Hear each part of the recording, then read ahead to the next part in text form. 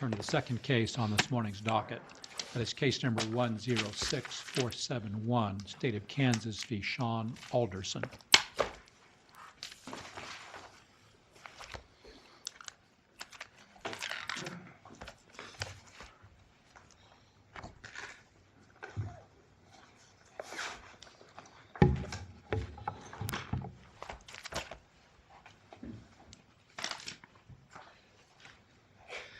May it please the court. My name is Sean Hatfield. I represent the appellant, Sean Alderson. Mr. Chief Justice, I would respectfully request 3 minutes of rebuttal time. 3 minutes is granted. Mr. Alderson appeals to this court the denial of his pro se motion for release of restitution. And that's really the single issue presented in this case. And very briefly, by way of background, Mr. Alderson was convicted of first-degree murder and aggravated battery back in 1994. Ultimately, his life sentence, was affirmed by this court. In addition to fines and court costs at sentencing, the defendant was ordered to pay just under $120,000 in restitution. That was in 1996, after this court affirmed his conviction, but remanded it back to the district court for resentencing before a different judge. That second judge on remand simply upheld or went along with the original sentencing judge's sentence, including adopting the restitution order as it was originally stated. Back then in 2009... Excuse me, Counselor. Is there any question on timing because of the resentencing? I think the statute says that the restitution order is good for 10 years. That's correct. So, yeah, there is not an issue on timing. This, either way, was after the 10-year period of time in the dormant. The sole period. question is whether the courts entered an order that was a present order. That's correct.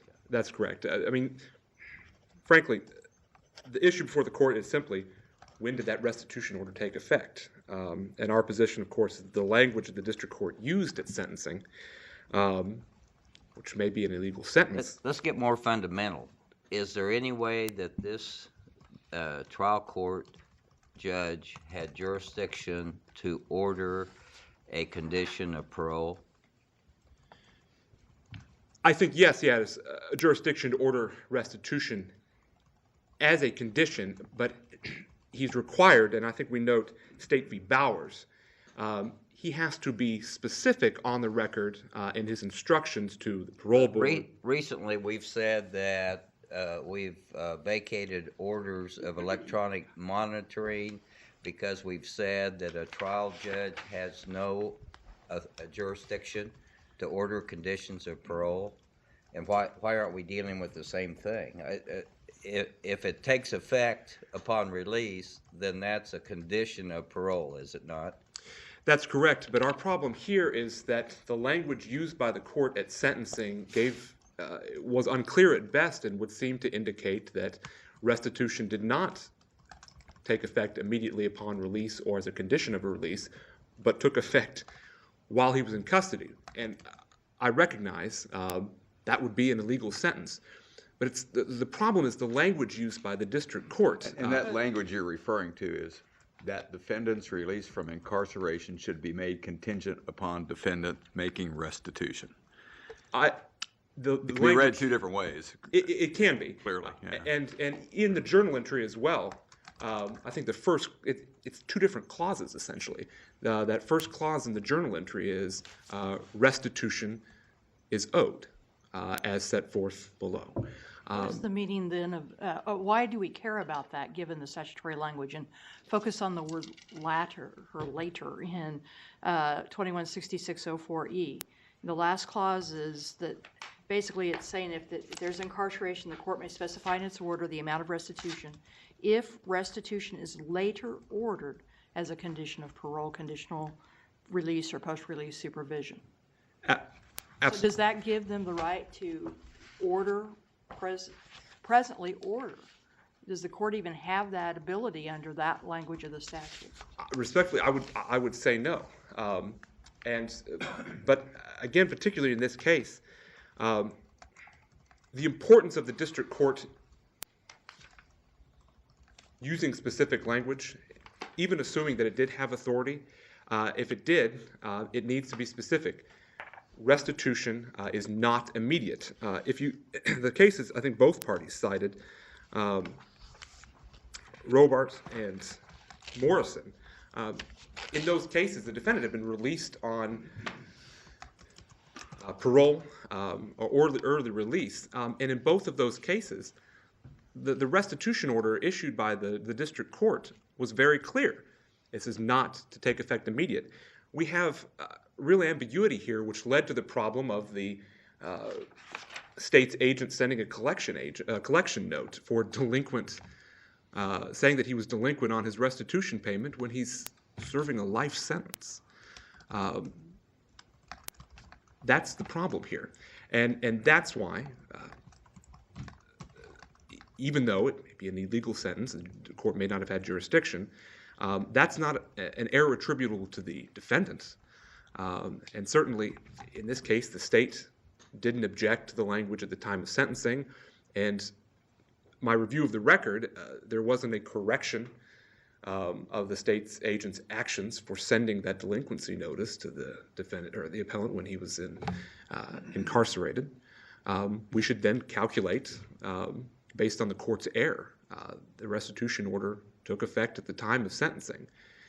In that case, when Mr. Alderson filed his pro se motion, the judgment was not delinquent, that's the right word, dormant at that time, and he should be released from that order. Just talk practicality. Yes. If we determine that it was a present order and that it is dormant and it becomes unenforceable as a judgment, does that preclude the parole review board when it determines to release Mr. Alderson that one of the conditions of parole will be that he make restitution? Absolutely, Your Honor. I think without a valid order from the district court, I don't think the parole board would have that authority. But that's what I was asking you earlier. It's not the district court that orders conditions of parole. It's the parole review board. That's correct. And so I think respectfully, in this case, when he was sentenced, in order for that to be a condition of parole, I think the district court had to have reserved the ability to, had to reserve the restitution request, and it was not properly reserved. I would submit to you. Isn't all the judge doing is making a factual finding as to what the amount of restitution should be for use by the parole board if they order it later? I think that's effectively correct. I think the court is preserving its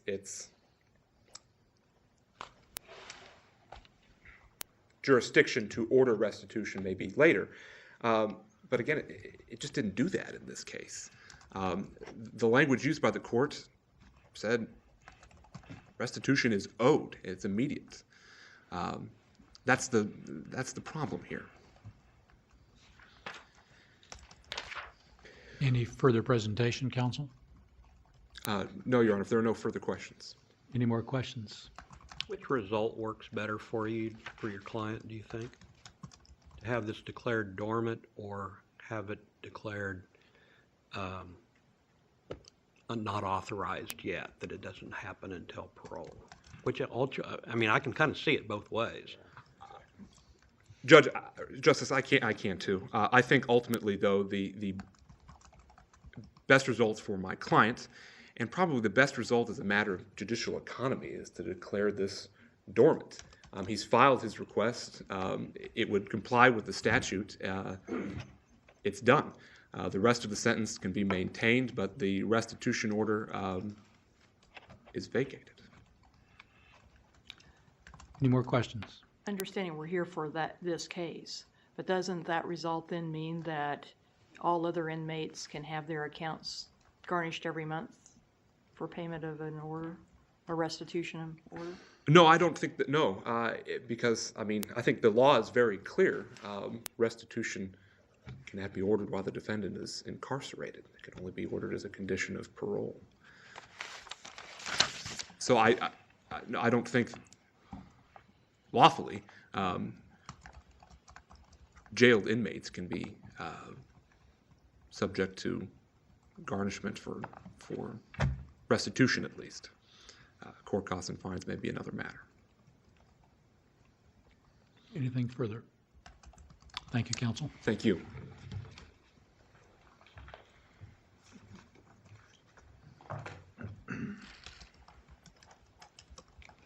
May it please the court, Assistant District Attorney Boyd Ishwood on behalf of the state of Kansas. I think in this case, when we look at the comments of the district court at the time, I believe of resentencing and possibly at the time of original sentencing as well, I think what we see is the district court judge attempting to comply with the statutory provision. Maybe he didn't say it as clearly as he could have after review it after the fact, but I think the intent was clearly just to state that restitution was owed and that we've had this finding that restitution's owed. I don't know that the parole board is necessarily a fact-finding court or entity.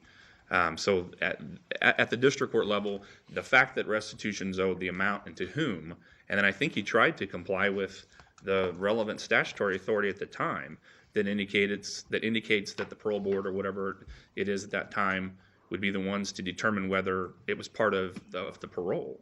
I think that's what's happened here. It's my understanding, and again, I expressed in our supplemental some frustration in this because I don't have access to some of the parties that may have taken action. I don't represent some of the parties. Isn't the state of Kansas involved in all of this? Didn't the state of Kansas refer it to Municipal Services Bureau? I think the state of Kansas did, but I think it was through a contract with the district court and Well, or the attorney who's a general. party to this action other than the state of Kansas and Mr. Alderson?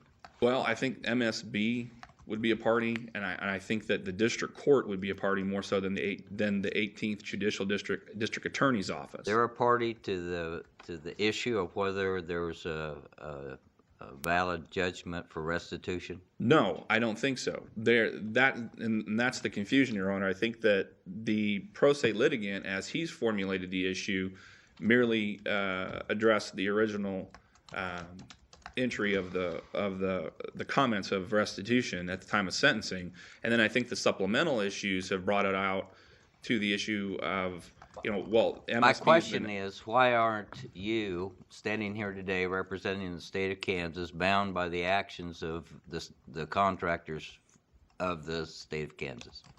Because I think, as I tried to express in the supplemental brief, at the time that this has been reduced to some sort of civil judgment, which it appears that it has been since that's a precursor to the triggering of the contract between MSB and the district court. At that time, I don't think that the 18th Judicial District Attorney's Office is involved. I think that we have some sort of duty to see that the initial determination of restitution is followed through up until that point, and in which case we drop out. It matters not to the 18th Judicial District Attorney's Office how these third parties get paid, whether they get paid, what the mechanism is. We don't contract with MSB, as I understand it. So why did you not refer this to the Attorney General for briefing? I don't know. I believe that we are looking into that matter. I think at the time, the attorney that handled the response at the time, I don't think we understood the full impact of what was happening. And again, we were addressing, Your Honor, the pro se litigants' argument. And that argument was that the 10 years has started to run. And so we apply case law, which indicates that no, it doesn't start to run because you haven't been conditionally released. I'm a little confused by that because I went to look at your supplemental brief, and Natalie Chalmers stamps right on it as approved by the Attorney General, so. That's I true. mean, I think you have a little bit of trouble trying to say left hand, right hand, and we don't know which one's doing what here. Well, I took Justice Lukert's comment to indicate, well, why didn't we do it in the beginning, and why didn't we do it later?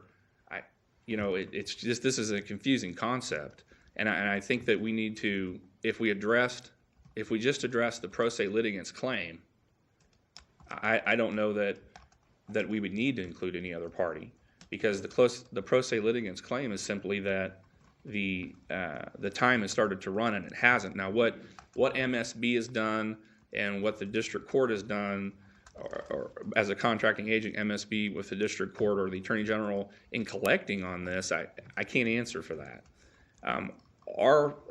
Like I said, our part on this is just to see that the original order is enforceable, and we will continue to fight for that. And by order, I don't mean the order of restitution. I'm fully aware, but the sentencing, the comments of who, when, how much, things of that nature.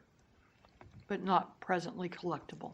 I don't think there's no indication that at the time the district court made that ruling that the district court was under the impression that it was presently collectible.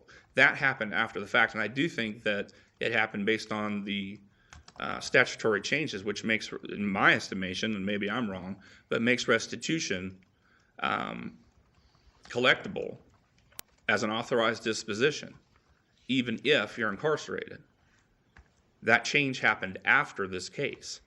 So I do think that's where the confusion on perhaps the part of the district court, MSB, I think they kind of came in and maybe don't understand the difference between the authorized dispositions, which would apply at the time of sentencing, which would control.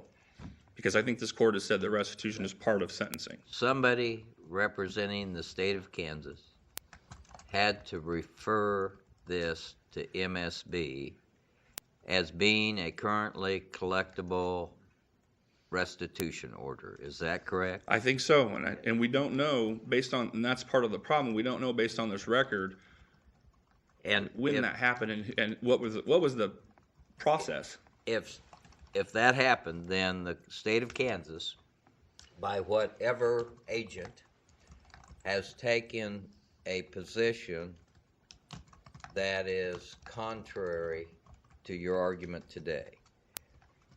Taking a position that there was a present order of restitution rather than a fact-finding for the parole board. Well, I think that presupposes that that whatever entity or whoever it was that took this step was keyed off of the district court's comments at the 1996 rehearing. I think. I don't care why Okay. they did it, but someone from the state of Kansas took action that is contrary to your position today. I don't know that it's contrary to my position today, because my position today was that it wasn't an authorized disposition at the time. They may be confused about what the authorized disposition was. So Well, they said it And was an that's the why. outstanding court obligation due immediately. I'm sorry. MSB took the position and Yes. served up Mr. Alderson that it was due immediately, But $150,000. that's correct, and I think that what I'm trying to articulate, maybe I'm not doing it well, or maybe it just doesn't matter, but what I'm trying to articulate is that what did MSB take this action based upon? We don't know. I don't think it was based upon the district court's comments at the time of sentencing in 1996. It was some other thing. The frustration is... And it was a mistake. I'm sorry? And it was a mistake. I would think and so. that's really what you're That would saying. be- It was a mistake. So if we took a contrary position before, we were in error, and today we're right. I don't think I don't think, my estimation as an officer of the court, my estimation of the authorized dispositions at the time of sentencing, and I do think that this court has held that restitution is part of the sentence, so the sentence at the time that you committed your crime would control, and that did not authorize restitution when you're incarcerated. Right. It didn't authorize anybody to seek collection while he was still Well, in that as well. prison. Yeah. Yeah. If I can put that in the language of the statute to see if I understand. The collection provision says, if after 60 days from the day restitution is ordered by a court, a defendant is found to be in noncompliance with the plan established by the court for payment of restitution. And then the rest of it says you can start proceedings. So are you saying that we cannot find this defendant to have been in noncompliance with the plan because the plan that the judge announced was based on the law that was in effect at the time of sentencing, which was that restitution became effective after release from incarceration? That would be a reasonable way to formulate it, or simply that this new provision doesn't even apply. Because, like I say, if restitution is part of the sentencing, then the sentencing and or the restitution law with respect to your case at the time you committed your crime would govern.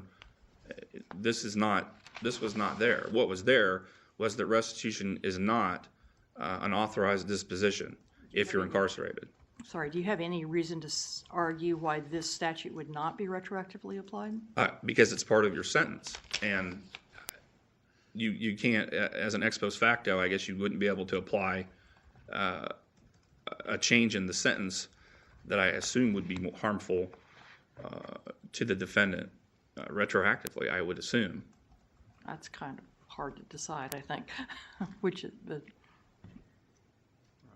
it would change the condition of the sentences at least. And, well, it would change the authorized dispositions. And again, I apologize for if I seem confused. It's just that, again, we haven't had these proceedings that I'm aware of. I don't know who was involved. I have no idea. And I do think that this involves rights and of parties that I do not represent, regardless of who stamps the outside cover of the briefs. I think that maybe this court, in making some sort of ruling in this case, one way to handle it would be maybe to remand it back to the district court for further proceedings to determine what has happened, why, when, by whom, so we don't have to guess. I hate having to guess myself, and I assume that this court would hate to have to make a number of logical, factual leaps in determining what has happened here. What would be the factual determination that would affect the analysis here? Well, I guess it would determine, perhaps the court has talked about equitable remedies, and maybe you'd want to know why someone did something. It would definitely seem to impact if something was done by a mistake, or if something was calculated. That would seem to involve the equitable remedy that the court has proposed in the supplemental. So you're saying if the referral to MSB was a mistake, then collateral estoppel would not apply? I wouldn't think so. As we indicated in our supplemental brief, a misunderstanding, an action based on a misunderstanding does not seem to square at all with what I found. The prior cases talking about equitable estoppel and so forth, certainly not at all. As I indicate in the supplemental brief, about 50% of the people that appear before this court are going to be found. I don't know what the word would be, but there'd be more than just wrong when their position is not agreed with by this court. And I don't think just because you're wrong or you've made a mistake that you should apply the doctrine of equitable estoppel to a case. In thinking about how this case could impact other cases, and I know we just deal with one case at a time, but is there a distinction between, it's the exception that someone is placed in a life sentence and then paroled, as opposed to a sentence and then a sentence and then placed on post-release supervision? Would there be a distinction between parole and post-release supervision? In other words, if it's just a determinative sentence that it's typically imposed off the guidelines, and the condition of post-release is that you pay restitution. Off the top of my head, I don't know what the distinction would be. I don't know if the parole board controls conditions of parole, and I'm not so sure on post-release if it's the same type of mechanism. I don't think it is. Sorry, Your Honor. That's all right. I know I'm putting you on the spot. Okay. I know that obviously the 93 statute on restitution indicates the word parole because that's what it was at the time, so. Unless the court has any further questions, I don't know what we'd request. I guess we'd respectfully request that the court take whatever action it seems fit. I think this is a somewhat interesting and confusing issue that I do think reduces itself down to a possible mistake. And I think that perhaps a remand with the appropriate parties or perhaps a civil action on the defendant would bring. I don't know. But this is about as far as a representative of the 18th Judicial District, District Attorney's Office, as far as I think I can take it. Any further questions of counsel? Thank you, counsel. Thank you.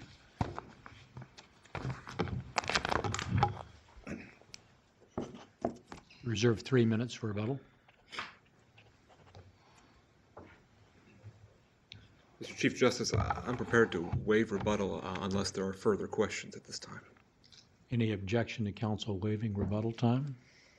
No more questions? Thank you. Thank you. Thank you both for your arguments this morning. The court will take this matter under advisement. We now turn to the third case on this morning's docket. Isherwood's doing triple duty. This is case number 106865, State of Kansas v. James F. Williams.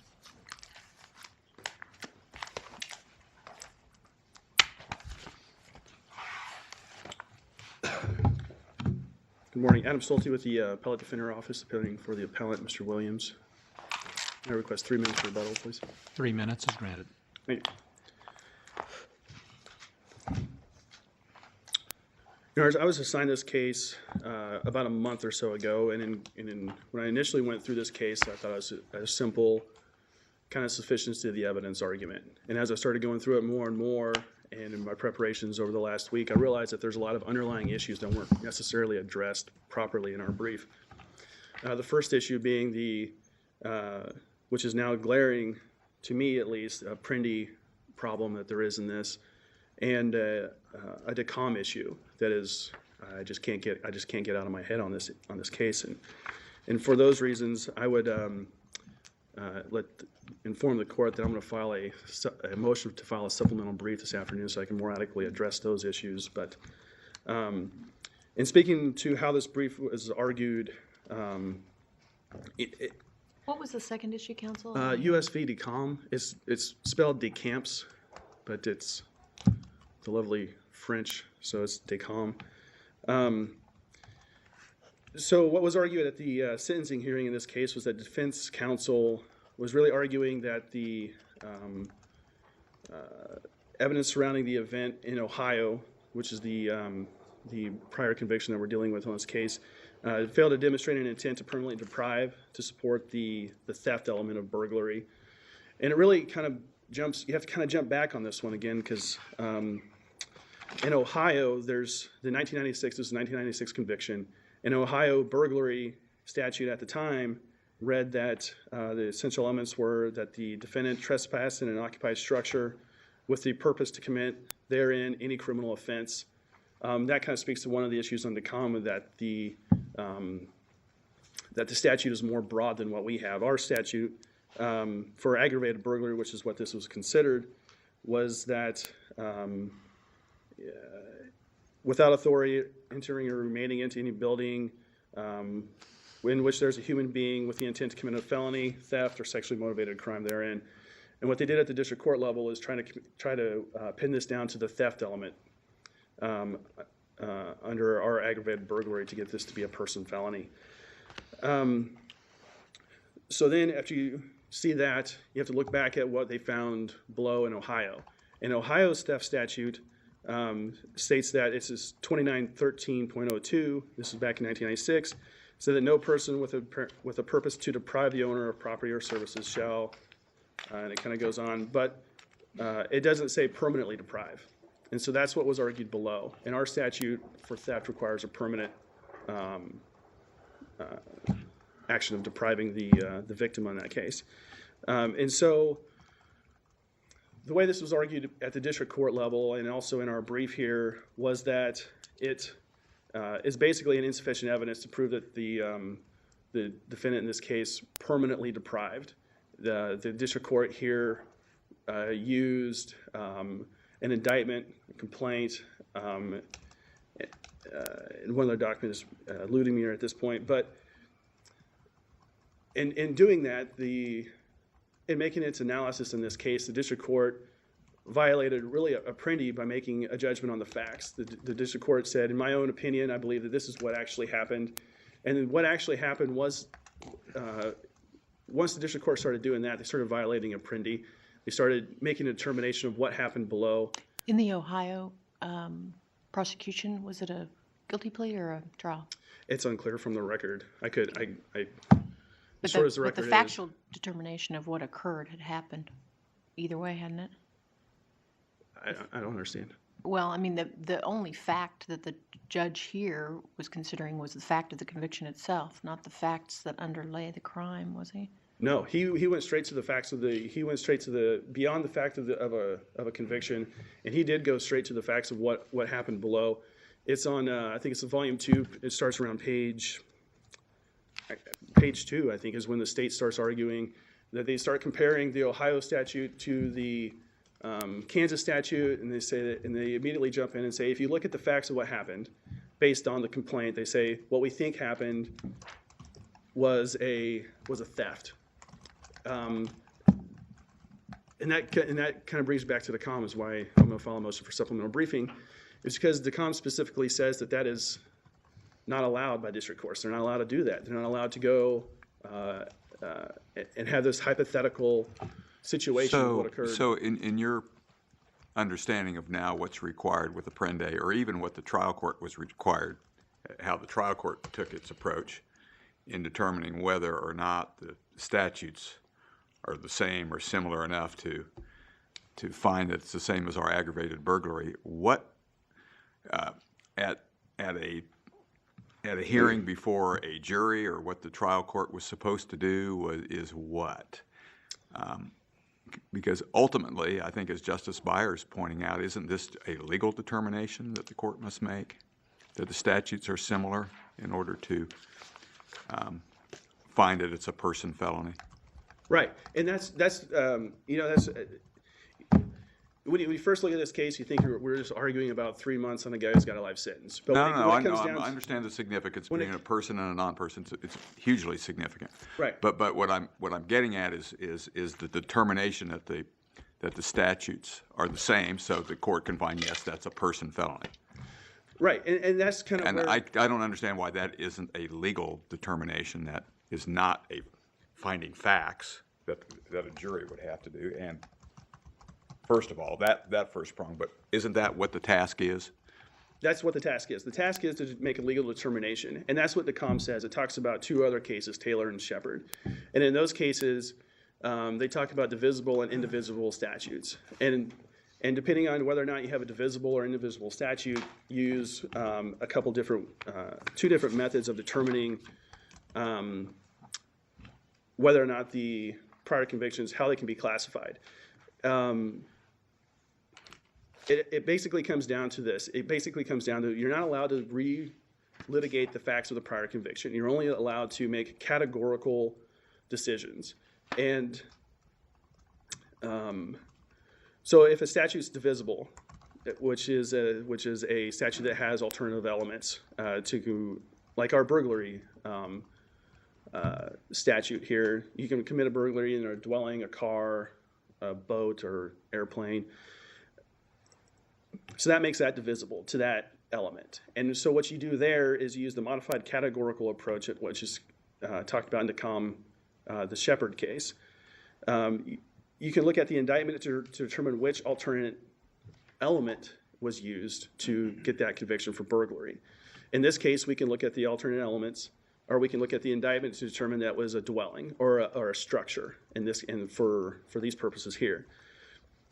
But you can only make an elements comparison. You can't compare the facts of what actually happened. And in DECOM, the Ninth Circuit reversed the Ninth Circuit, because the Ninth Circuit was going through and making these hypothetical approaches as to what what actually happened. And again, I think I can word it better in a supplemental brief, but So basically, on this point as here- I understand it, basically what you're saying, and I think that was your point, is that the Ohio statute requires any criminal offense. right. And for aggravated burglary in Kansas, it's limited, or not limited, but it includes a felony, theft, or sexual battery therein. And any criminal offense can encompass anything. You don't necessarily go to the facts, and therefore it's broader than what we are. So it's not comparable. Exactly. That's the analysis, and DECOM relied on, I think that was the Taylor case to do that. Because If we it's broader, disagree with you, is everything over? I mean, if we say that comparable means comparable, not identical, and that a criminal offense is comparable to any felony or theft and aggravated battery, does that resolve it? Regardless of what the district court may have done on fact-finding or whatever, if those are comparable statutes, isn't the issue over? I guess we have one more court. But I'm sorry, I don't think it can be resolved in this case because it's broader. It's broader and actually on two No, different that ways. wasn't my question. My question is, if we decide they're comparable, do we need to look at anything else? Doesn't that resolve the issue? No, I think you do need to look at DECOM on this case, and especially in its analysis of the Ninth Circuit's decision, because that's essentially what happened here in the district court level.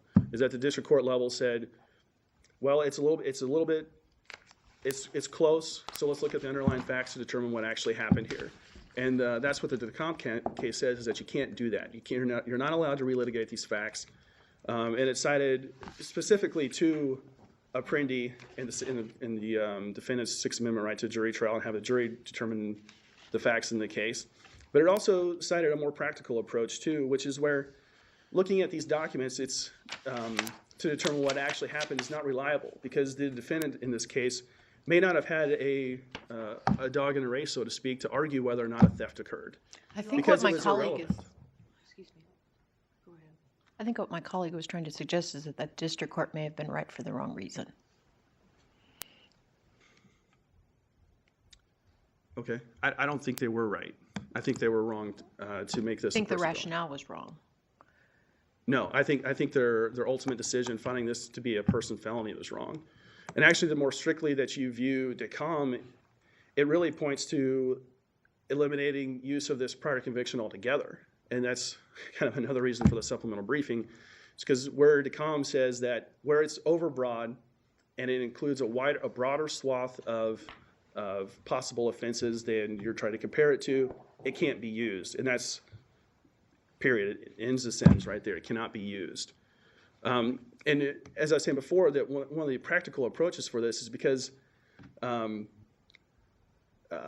Williams in this prior conviction, it didn't matter what the criminal offense was. It didn't matter. He didn't have to argue theft. He didn't have to argue anything. Any criminal offense worked.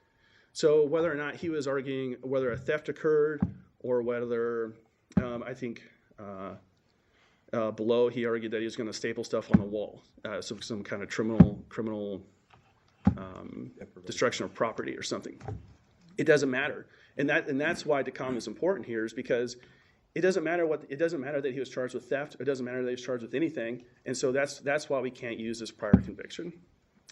So you, I'm understanding, you basically argue this is a legal issue. We don't look to the facts, but that when we look at this just kind of on its face, that because the Ohio statute cuts a much broader swath than the Kansas statute, as you said, that they simply aren't comparable. Right. Right. Because it's so broad. I mean, when he was in Ohio getting this conviction here, he could have argued. I mean, he couldn't have known that he was going to be here in Kansas and facing this or with this charge here. So he wouldn't have, when he was in Ohio, he wouldn't have necessarily had to argue whether or not what the underlying offense was for that, for the burglaries, the Ohio burglary statute. So arguing whether or not a theft occurred now is where the violation of Apprendi occurs, because we're now litigating facts not actually that shouldn't be relitigated, and it's clear from the comment that's the route we're supposed to take. Just so I'm clear, you're saying as a matter of law, given the way the Ohio statute is worded, we simply cannot perform any kind of a comparative analysis. We're just done. And Right. so we can't look at any other statutes in Kansas, criminal statutes, to see if they would be comparable. It's just a pointless exercise. As my understanding of DECOM has developed over these this last month, really, I mean, that's really what DECOM says. Where it cuts a broader swath, it can't be used, because pinpointing where they stopped arguing, what they argued, is really impossible. And really under Taylor and Shepard, it really becomes irrelevant under the DECOM analysis. And the cases you've been discussing with us today is the first time we've heard about these from your side. Is that correct? Yes, Your Honor. That's the reason I'll be filing a supplemental brief or requesting a motion to. And I'm kind of curious how is opposing counsel to respond to the cases you've discussed with us today, other than his hearing about them?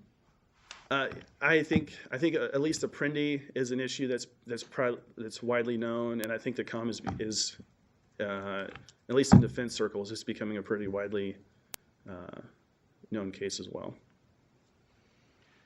Just so I'm clear, was there any indication from you before you spoke today that we were going to be receiving any kind of supplemental authority from you, whether it was a 609 letter or supplemental briefing? No, Your Honor. But when I had the aha moment after the 609 timeline had passed. All right. Any further questions? Thank you, counsel. Thank you, Your Honor. Thank you.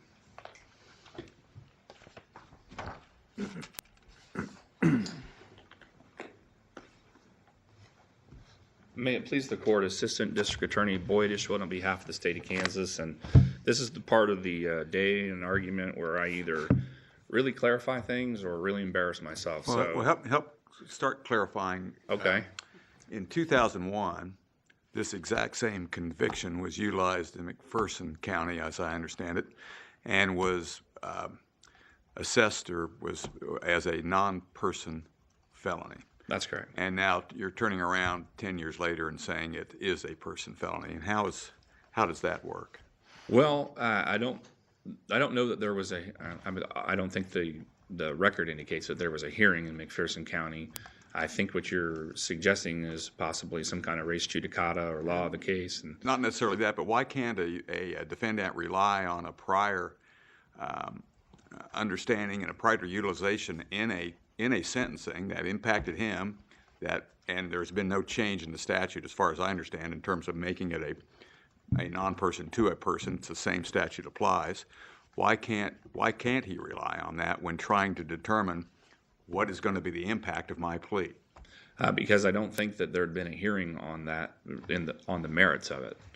I don't think that it had been determined, and I could be wrong. I'm not privy to the ongoings of McPherson County. I don't believe there was a hearing on the merits is the short answer. Okay.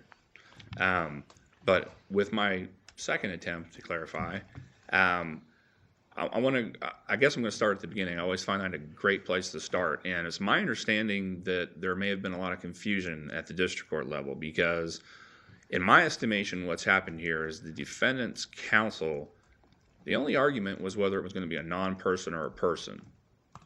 Defendant's counsel indicated, well, you can't show an intent to permanently deprive, therefore it's a non-person. The intent to permanently deprive has no bearing whatsoever on whether it's a non-person or a person. The intent to permanently deprive only has bearing on whether there was a crime, which is something that he is not allowed to dispute at the time of sentencing. That is my understanding, and again, some of this is coming for the first time right here or right over there, but I thought De La Cruz indicated that you are not allowed to attack your prior convictions at sentencing. You can tell me it wasn't yours, and we can prove it's yours, but you can't just attack, well, you know what, there's a there's an element of the crime that I don't think happened. So you can't count that. The defendant is not entitled to do that. The only issue was whether it was a person or a non-person. Whether there was an intent to permanently deprive doesn't change that. In Kansas, burglary is a person if it happens in a dwelling, or it's an aggravated burglary if someone's present, whether it's a dwelling or not. That was the only issue that should have been before the district court. Not claiming to be psychic, but having an understanding of what is going on in the law, I'm somewhat prepared to speak to, I guess, DeCamps, or however it's pronounced. It was my understanding that if it was a divisible statute, that you could look at relevant, a limited source of relevant documents to determine whether an element was present. And I think in this case, even if you look at original opposing counsel's brief, they talk about an indictment, an Ohio indictment that indicated that it happened in an occupied structure. So if that's the only issue that makes it a person or a non-person, then we can look to the limited category of documents, one of them being the indictment, clearly indicates it was occupied, making it a person felony. But again, it would seem to be a little late at the podium to request a supplemental brief that changes your issue completely. As we indicated in our brief, the only issue that the defendant continued from below into his brief was that there was no intent to permanently deprive. That doesn't get you anywhere. That's a non-starter. It gets you nowhere. It doesn't have any impact on whether it's a person or non-person, and it's not something that you can complain about at the district court level. The only thing you can complain about your priors, two things, not mine, one, not counsel. This isn't that. So we would ask the court to address the issue that was briefed. And that issue does not find any relief for the defendant. And I think I've supplied, in the event that this court continues on and addresses the issue from the podium for the first time, I think I have accurately indicated another way that the district court could be correct, obviously not for the reason because that wasn't challenged below. But I do think you can look at a limited category of information, and I think the Ohio indictment would fall within under DeCamp, whatever. Unless the court has any questions about either the issues briefed or the issues from the podium. Well, let me just clarify here. So if in Ohio, the defendant went into the structure with the intent of littering, that would satisfy the aggravated burglary statute in Ohio. Well, now is that a similar type? I mean, we're just looking. So what you're saying is that doesn't matter. Well, I think that doesn't matter because that's a felony in Ohio under their, call it whatever it is, aggravated burglary statute. In Kansas, that is not an aggravated burglary. Well, I think it was Justice Johnson. Two things, I guess. One, I think it was is that comparable? I don't know if it's comparable. That's where I was. You think that's comparable? Going in and I'm going to litter. I'm going to do some criminal damage, which would make it a criminal damage case in Kansas, but it wouldn't make it an aggravated burglary. Well, in Kansas, and is that comparable? Well, I don't think that the comments from Your Honor are possibly comparable, but I think that if you look in the indictment, and this issue is being brought for the first time for the podium, and I cannot recall. I remember from the briefs that the judge had indicated there was something about the theft of a stapler and something else. Penknife. Yeah, and I think that was. I don't know where he got the information, which compounds the issue, because you can only look to certain. I don't know where he got it, and I don't think that the Ohio case was a plea. I could be wrong. So I don't know where that information came from. So I don't know that, again, the issue raised below was simply whether it was a person or a non-person. And the claim of whether it was an intent to permanently deprive gets you nowhere under that. And I think I've done the best I can from the podium of for the first time, advancing the argument of as to how you can, if you choose to allow the defendant to make a new argument from the podium about why it shouldn't be included, and now defendants get to attack every conviction at the time of sentencing on any element whatsoever, then I think I've advanced the argument as far as I can for the first time. Any further questions of counsel? Thank you. Thank you.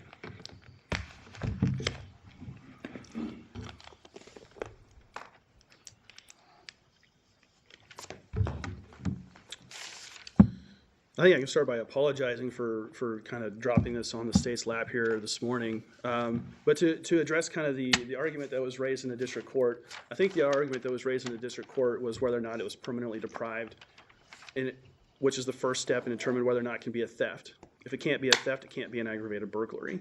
And so I think that's the argument that that was made at the district court. I think that you can find in our favor based on that argument as well. That's a factual argument. It's a factual argument, which is, again, So what about Dela Cruz? I am unfamiliar with Dela Cruz at this point, Your Honor. Okay. Any further presentation? No, Your Honor. Any more questions? Thank you, counsel. Thank you. Thank you both for your arguments this morning. The court will take this matter under advisement. That concludes this morning's docket. The court is now in recess until 9 o'clock tomorrow morning. Rise.